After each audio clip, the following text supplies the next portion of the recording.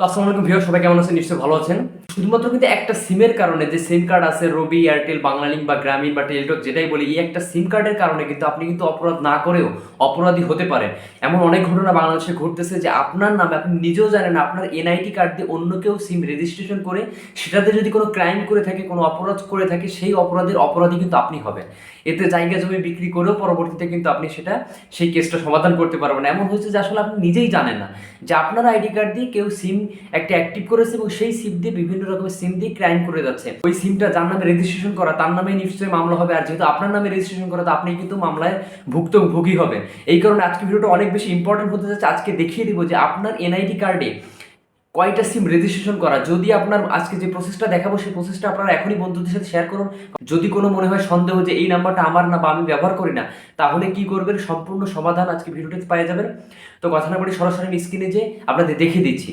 তো আমরা স্ক্রিনে চলে আসলাম। এর জন্য আপনি কি করবেন, আপনার যে মোবাইল হোক, অ্যান্ড্রয়েড হোক, আইফোন হোক, কিংবা আপনার বাটন মোবাইল হোক, কোনো সমস্যা নেই, আপনারা জাস্ট ডায়াল প্যাডে চলে যাবেন। অর্থাৎ কল করার জন্য আপনারা যে কলে ডায়াল প্যাডে যেয়ে জাস্ট আপনারা ডায়াল করবেন। ভালো করে স্ক্রিনে খেয়াল করুন, *1600 ভালো করে খেয়াল করুন, *1600 এইটা আপনি যে কোনো সিম আপনার রেজিস্ট্রেশন করার যে সিমটা আছে আপনার মোবাইলে অ্যাক্টিভ করা, অর্থাৎ আপনার নামে রেজিস্ট্রেশন করা, সেই সিমে জাস্ট এটা ডায়াল করে দিবেন। সাপোজ আমি দেখুন বাংলালিংক আমার প্রথম সিমটাতে আমি ডায়াল করে দিচ্ছি।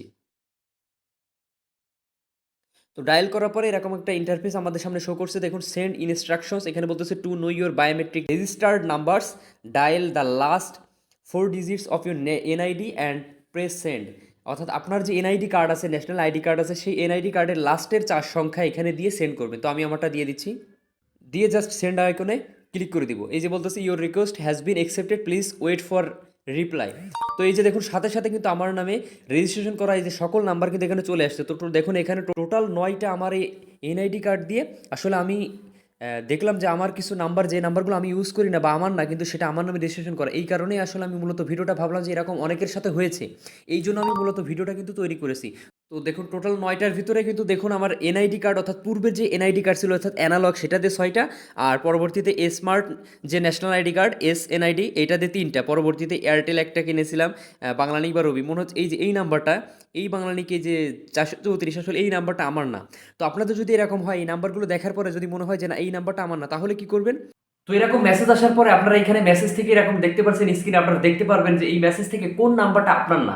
যে নাম্বারটা আপনার না, যদি এরকম সন্দেহ হয় বা মনে হয় যে নাম্বারটা তো আমার না, আমি ব্যবহার করি না, তাহলে কে রেজিস্ট্রেশন করলে, এরকম যদি হয় সেটা রবি বা এয়ারটেল বা গ্রামীণ বা টেলিটক হোক, যে অপারেটরের হোক কোম্পানির, সেই সিমটা নিয়ে আপনি সংশ্লিষ্ট অপারেটরের কাছে চলে যাবেন, যে আপনি আপনার বিভিন্ন তথ্য দিবেন এবং সিমটা অফ করে নেবেন। যদি গ্রামীণ হয় গ্রামীণের কাস্টমার কেয়ারে যাবেন, রবি হলে রবি, এয়ারটেল বা রবি একই, আপনি টেলিটক বা আদার্স বাংলালিংক যেটাই হোক, আপনি সেই সংশ্লিষ্ট কাস্টমার কেয়ারে যে আপনি আপনার এই তথ্যটা তুলে ধরবেন যে এই সিমটা আমার না, এই সিমটা বন্ধ করতে, তাহলে তারা আপনাকে এই সিমটা বন্ধ করে দিবে।